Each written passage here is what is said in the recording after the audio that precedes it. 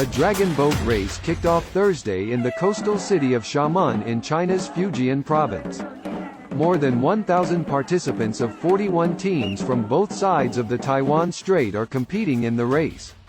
The race is part of a two-day event starting Thursday to celebrate China's Dragon Boat Festival, which falls on Friday this year.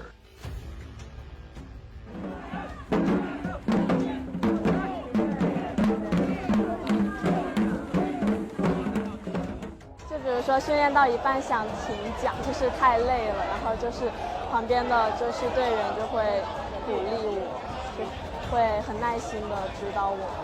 这次活动是比赛，更是交朋友。